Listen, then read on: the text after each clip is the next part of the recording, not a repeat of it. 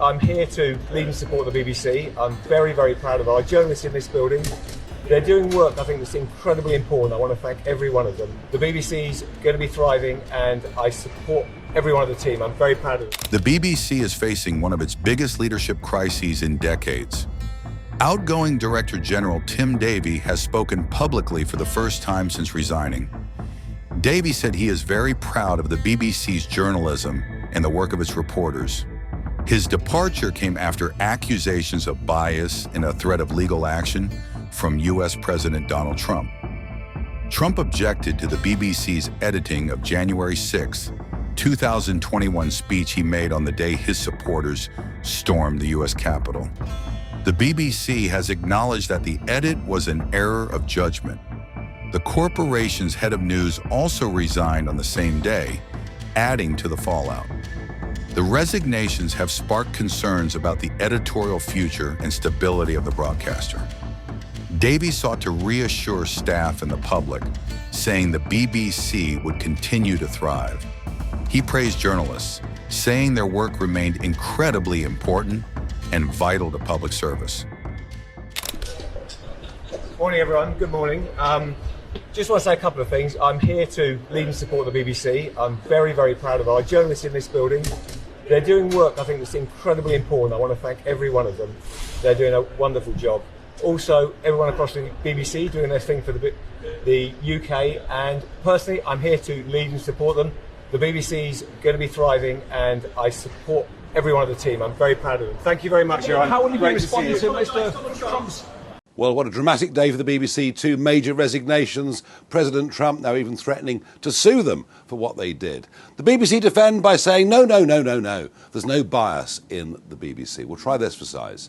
Reassures Richards was the chief executive of Plaid. She worked during the Labour-Plaid coalition for the government of Wales. She's now a director of BBC Wales on just over £190,000 a year. There is living proof that right the way through to the top, the BBC is infected with left-wing bias.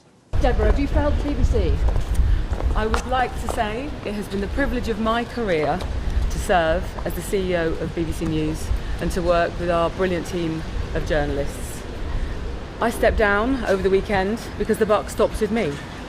But I'd like to make one thing very clear. BBC News is not institutionally biased. That's why it's the world's most trusted news provider. And if you'd excuse me, why did you fail to deal with the mistakes that were made? And see my teams. Thank you so much. Right, we're going in now. Do you think that the journalists are institution are corrupt like President Trump says? Do you think the journalists Of course our journalists aren't corrupt. Our journalists are hard-working people who strive for impartiality, and I will stand by their journalism. Is there institutional bias at the BBC? There is no institutional bias. Mistakes are made, but there's no institutional bias. But why weren't the mistakes dealt with on Trump, on anti-Semitism, on women's rights? I'm sure that story will emerge, but for now I'm going to go in and see our team. Do you think the board acted against you? Do you think the board acted against you? This way, Deborah. Thank you. The apologising is for the way the team edited President Trump's speech to his supporters on January the 6th. It was public, we discussed it, and indeed the reservations and there were some people on the board who felt very strongly it was wrong, others defended it. It was discussed at Panorama, so they knew about that. But I think the point I'm making is, in hindsight, we should have acted earlier and taken a more formal position on it, which we've done more recently. Part of the problem is the way it was edited. Yeah. But what was the consequence of that? I think we just need to go into a bit more detail, which is what we finally did, which was the impression it left on the British audience, as opposed to the intention of the programme, which was to give the Panorama, the British audience, some understanding of how President Trump's supporters were reading it. Now, that's quite a complicated set of thoughts, and we need to get that right. Let's be clear about the role of the board. We are a non-executive board, 10 of us are non-execs, 4 execs. The job of the board is to review BBC output and to maintain and to represent the public interest. It is not our job to determine who or who should not be the Director of News. That is the job of the Director General. It is for him to say and for him to determine. And that's the only position I take, and I insist that the board takes. I did not want to lose Tim Davie.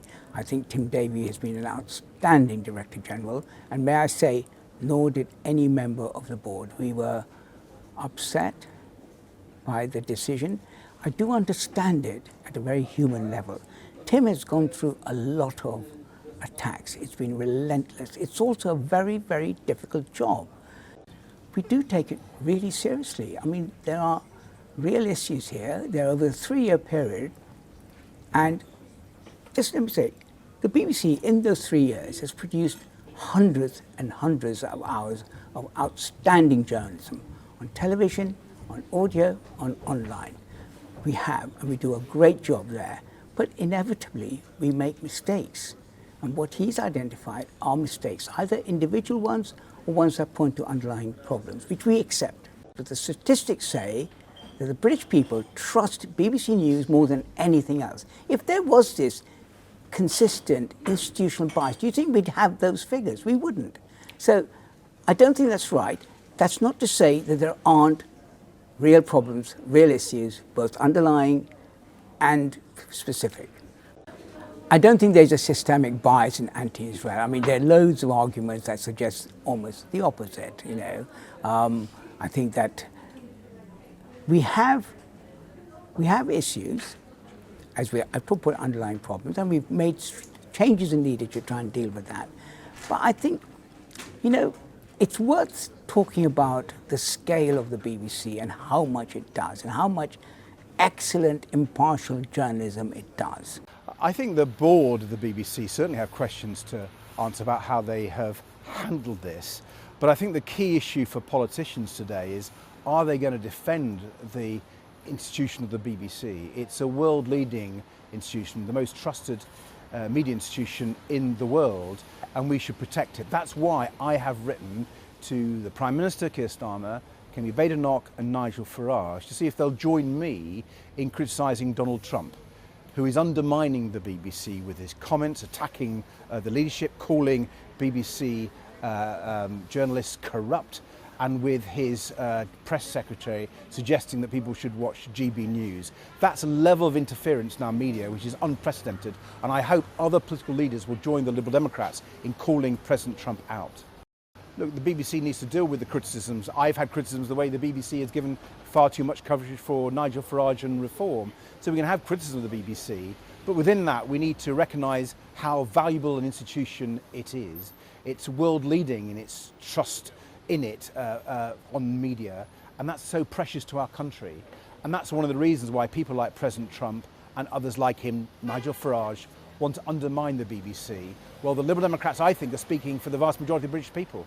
We value the BBC, and we don't want Trump's America to become Farage's Britain, with a BBC that's been hit in the way that Donald Trump is hitting the free press in America. There are people on the right wing of British politics, and indeed in the White House, who've been attacking the BBC for a long time. And it's part and parcel of the whole Trump-Farage approach. Have divisive politics, undermine free press, undermine freedom of speech. We can't allow Trump's America to become Farage's Britain, and that's why the Liberal Democrats will be firmly behind the BBC, despite our own criticisms.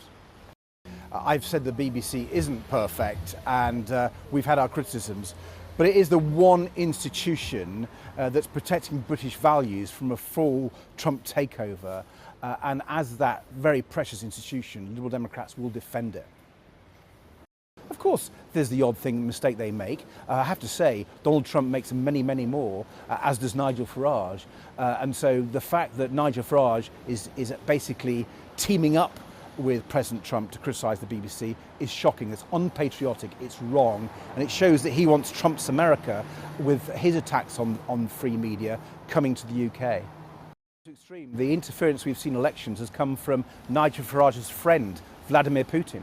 We've seen Russian interference in the most profound, appalling ways, and yet Nigel Farage calls Vladimir Putin the world leader he most admires. I think people need to see through Nigel Farage, see through Donald Trump, and realise what they're trying to do to our great country and our British values. Liberal Democrats won't accept it. I don't think the vast majority of British people will either.